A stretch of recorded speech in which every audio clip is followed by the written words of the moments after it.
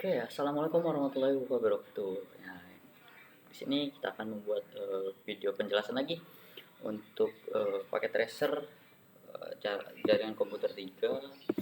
Kita sebelumnya udah 1, 2, 3, kita ada perintah langsung ke 4. Oke, di sini kita di 4 ini tentang ACL competition. Oke, nah di sini dia menjelaskan tentang ACN di sini Internet Network Security and uh, Actuation. Oke. Nah, tujuannya kenapa sih kenapa sih modul 4 ini ada tujuannya? Pasti ada tujuannya ya. Tujuannya itu menjelaskan bagaimana ACL digunakan sebagai bagian dari kebijakan keamanan jaringan atau network security policy.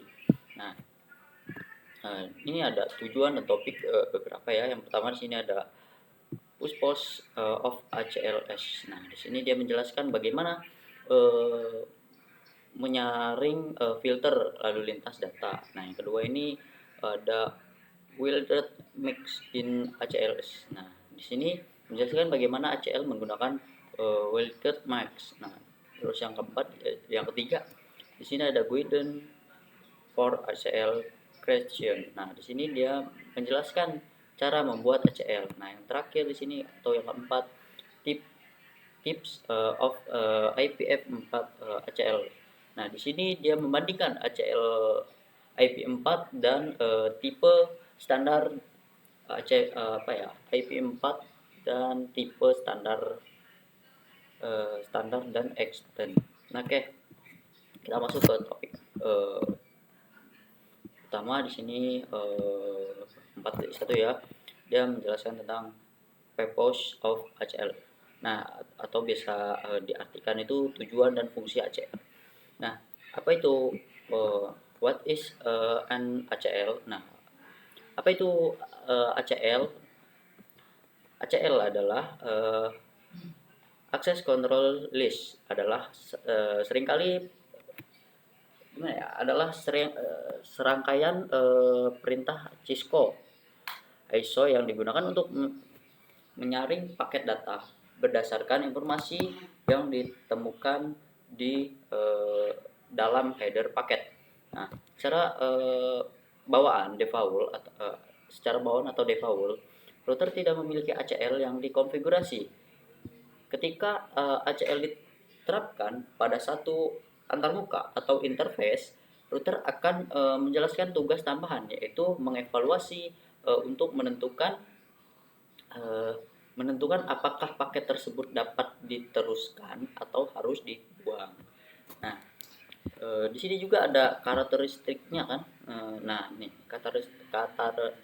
karakteristik kerja ACL. Nah, di sini yang pertama itu ada ACL menggunakan daftar pernyataan bertahap atau sekuensial berupa izin atau pamit atau penolakan atau biasa disebut DENI.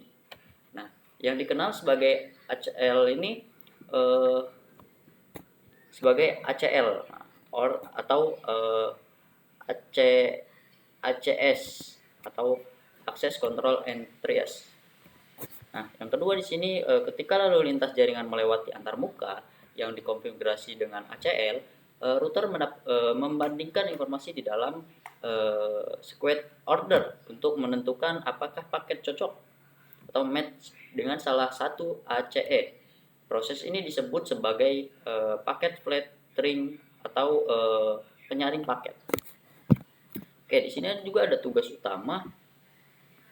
Di sini ada tugas utama yang membutuhkan ACL pada router adalah di sini ada 4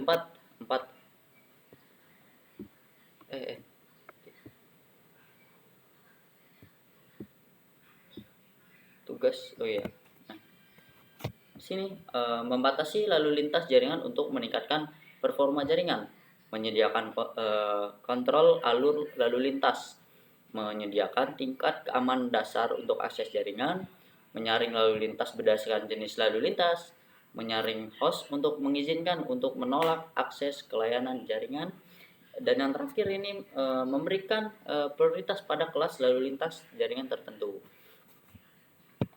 Oke, penyaringan paket itu dibagi menjadi dua. Ini tadi 1, 2, 3, 4, 5, 6 ya.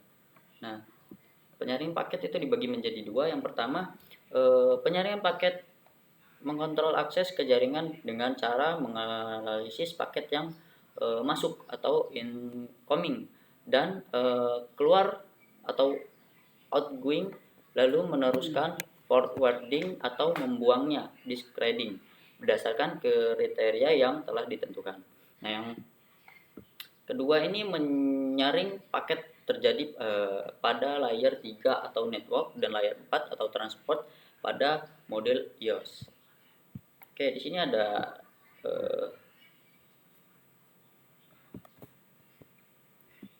itu di atas. Oh ya, ini transport. Oke. Di sini ada dua jenis ACL pada router Cisco. Yang pertama itu ada stand ACL, hanya mengurangi lalu lintas pada layer 3 dengan menggunakan alamat IPv4 sumber. Nah, yang kedua ini ada extended ACL. Nah, ini dia menyaring lalu lintas pada layer 3 untuk menentukan alamat IPv4 sumber dan alamat IPv4 ditujukan destination IPv4 address. Lalu selain itu, extended ACL juga dapat menyaring pada layer 4 menggunakan nomor port TCP atau UDP serta informasi tipe protokol opsional untuk kontrol yang lebih rinci. Oke, di sini ada ACL operation. Oke, ACL operation itu ACL menentukan sekumpulan aturan yang memberikan kontrol tambahan terhadap. Di sini ada beberapa tambahan ya. Satu itu ada paket yang masuk ke antarmuka masuk. Terus yang kedua itu paket yang diteruskan melalui router. Terus yang ketiga paket yang keluar dari antarmuka keluar. Oke. ACL ini ya tidak memproses atau memfilter paket yang berasal dari originate dari router itu sendiri.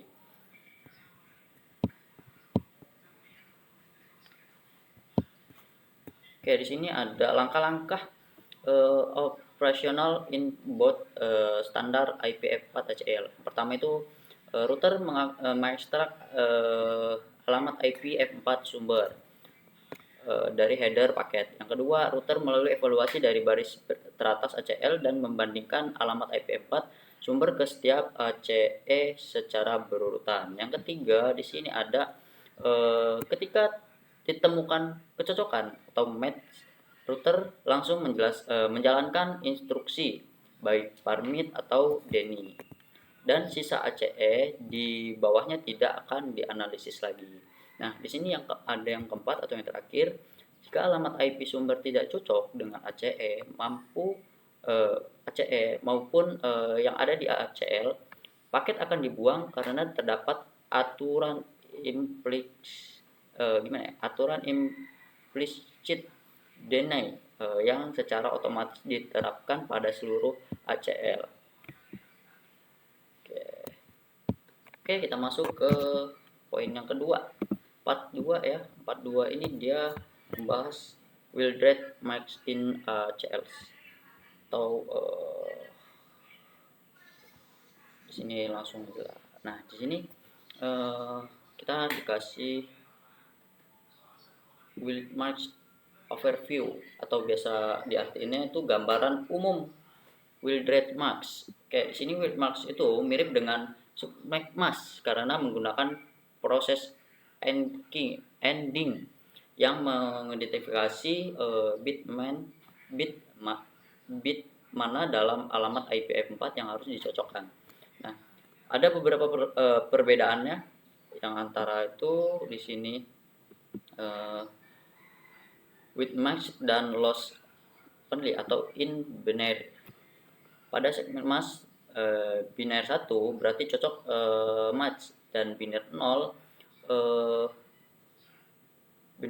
berarti tidak cocok. Sedangkan pada wilderness match berlaku hal sebaliknya. Nah, di sini ada match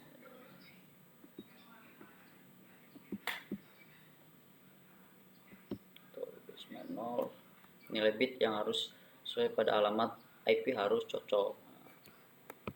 Oke, ini udah.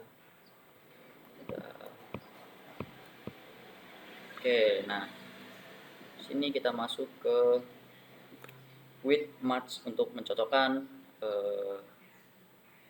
host tunggal. Oke, di sini masuk ke enggak.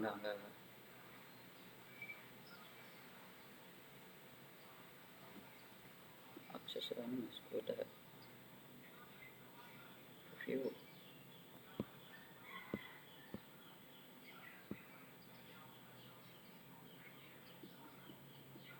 Tipe.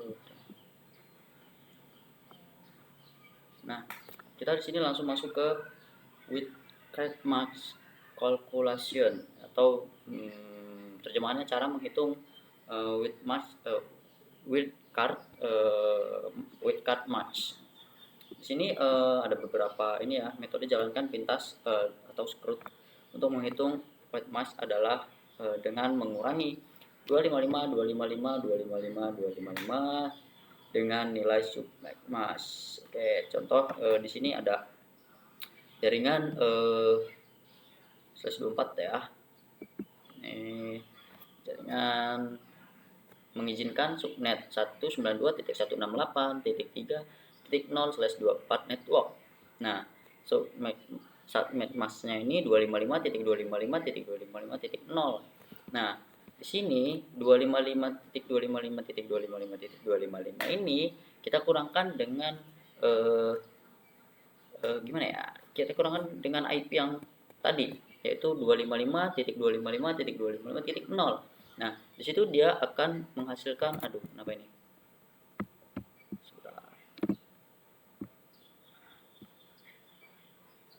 Sini dia akan menghasilkan 0.0.0.255 pastinya. Sebentar, ini tiba-tiba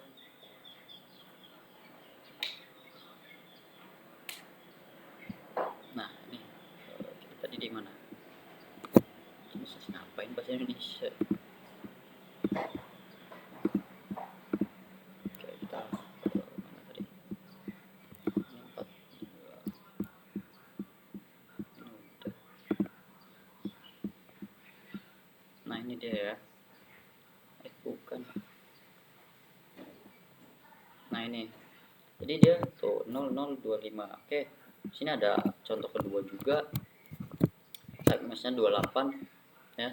Jadi ini tinggal ini aja 255 dia IP-nya 192.168.3.32/24. Nah, di sini subnet masknya 255.255.255.240. Nanti tinggal dikurang jadi dia 0.0.0.15. Nah, itu udah ada sampai contoh ketiga, keempat juga seperti itu ya, teman-teman. Nah, sekarang masuk ke with card mask keyboard atau kata kunci with card mask. Nah, Cisco ISO menyediakan dua kata kunci untuk menyederhanakan penulisan with card mask yang paling sering digunakan, yaitu yang pertama di sini ada host. Host itu menggantikan with mask 00.0.0.0 menyatakan bahwa seluruh bit alamat IPv4 harus cocok untuk menyaring satu host saja. Nah, yang kedua di sini ada ANI. ANI itu menggantikan wildcard mask itu 255.255.255.255. Nah, menyatakan untuk mengabaikan seluruh alamat IPv4 atau menerima alamat IPv4 itu. Nah, ini dia contoh-contohnya. Ini contohnya yang host, terus ini contohnya yang ANI. Oke, 4.2 selesai. Kita masuk ke 4.3 yang berjudul ini Guidelines for ACL Creation. Oke, atau artinya itu panduan pembuatan ACL. Oke, di sini ada, langsung aja kita masuk ke limit number of ACL per interface. Nah, artinya ini batasan jumlah ACL per antarmukanya. Oke, di sini terdapat batasan jumlah ACL yang diterapkan pada satu antarmuka router untuk untuk gimana ya, untuk antarmuka router dual scaled menjelaskan IPv4 dan IPv6 sekaligus. Nah, dapat diterapkan meskipun hingga 4 ACL. Yang pertama di sini ada satu outboard IPv4 ACL, yang kedua satu inbound IPv4 ACL, yang ketiga ini ada satu inbound IPv4 6 ACL, dan yang terakhir itu satu outboard IPv6 ACL. Nah, ACL ini dia nggak wajib dikonfigurasi kedua arah atau biasa inbound atau outbound. Nah, jumlah ACL dan arah penerapannya tergantung pada kebijakan keamanan organisasi atau keamanan masing-masing. Oke, di sini langsung masuk ke ACL Best Practice, atau biasa sebut atau artinya praktik terbaik ACL. Oke, di sini kita mengkonfigurasi ACL membutuhkan perhatian detail dan ketelitian tinggi. Kenapa? Karena kalau kesalahan kecil dapat berakibat fatal seperti downtime, penyitaan waktu troubleshooting, dan pengurangan layanan jaringan. Nah, di sini ada beberapa kan. Di sini goalnya, bednya atau manfaat. Ini manfaat atau keuntungan, ini panduan praktik terbaiknya. Ini ada 1 2 3 4 5. Oke, di sini ada dasar ACL pada kebijakan keamanan organisasi. Ini dia manfaatnya memastikan penerapan pedoman keamanan organisasi dijalankan dengan benar. Yang kedua di sini ada tuliskan terlebih dahulu apa yang ingin dilakukan ACL. Nah, ini manfaatnya itu membantu menghindari terciptanya masalah akses yang tidak disengaja. Yang ketiga ini ada gunakan text editor untuk membuat mengedit dan menyimpan ACL. Ini keuntungannya dia membantu membuat perpustakaan ACL yang dapat digunakan kembali. Yang keempat ini ada dokumentasi ACL menggunakan perintah remark. Nah, ini keuntungannya dia membantu kita atau orang lain gitu ya, memahami tujuan dari sebuah baris ACE bukan ACL ya. Oke, yang terakhir ini ada uji ACL pada jaringan pengembangan sebuah implementasi ke jaringan produksi. Keuntungannya dia membantu kita menghindari kesalahan yang biayanya mahal gitu. Nah, oke, ini untuk 4.3 selesai, kita masuk ke 4.4. Oke, 4.4 ini tipe of IPv4 ACL. Oke, di sini langsung kita masuk ke standard and extended ACL. Nah, di sini ada dua tipe stand. Pertama itu stand ACL ini mengizinkan untuk menolak paket yang berdasarkan alamat IPv4 sumber atau source IPv4 address. Nah, yang kedua ini ada extended ACL mengizinkan atau menolak paket berdasarkan alamat IPv4 sumber, alamat IPv4 tujuan, jenis protokol, dan nomor part TCP atau UDP sumber dan tujuan, dan parameter lainnya. Nah,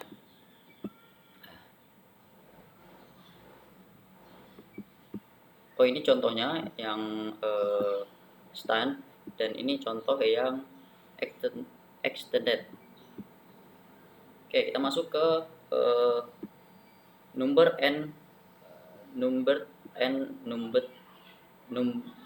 bird and named ACL. Oke, di sini ACL diidentifikasi menggunakan rentang angka khusus.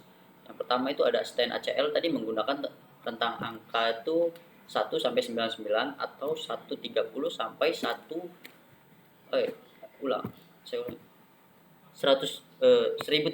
sampai 1999 tentang diperluas. Nah, sedangkan yang extended ACL itu menggunakan rentang nomor 100 sampai 199 atau 2000 sampai 2699 tentang diperluas. Oke, di sini yang pertama udah. Di sini ada. Nah, tadi yang number sekarang named ACL. Oke, di sini atau artinya ACL berbasis nama.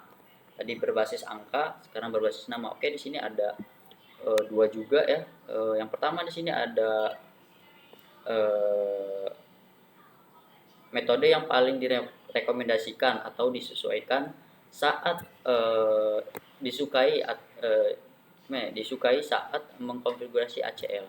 Nah, yang kedua ini memberikan nama pada stand atau extended ACL, memberikan informasi yang jelas mengenai tujuan dan ACL tersebut. Contohnya menanami extended ACL dalam nama FTP filter jauh lebih jelas dibandingkan nomor 100.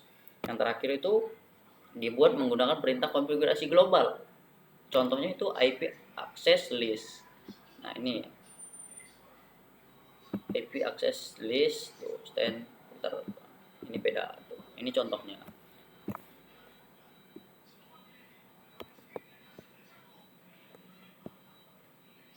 Oke, kita masuk ke where to place ACL atau terjemahnya penempatan ACL. Nah, setiap ACL kita harus ditampilkan di lokasi yang memberikan dampak efisien paling besar.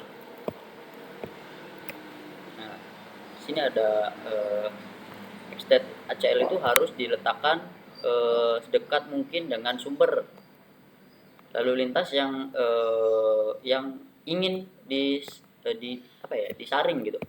Terus di sini ada juga yang standard ACL harus diletakkan sedekat mungkin dengan tujuan. Terus di sini kita ke bawah ada. Nah, di sini ada beberapa faktor juga yang mengaruhi penempatan ACL. Yang pertama itu jangkauan kontrol organisasi. Nah,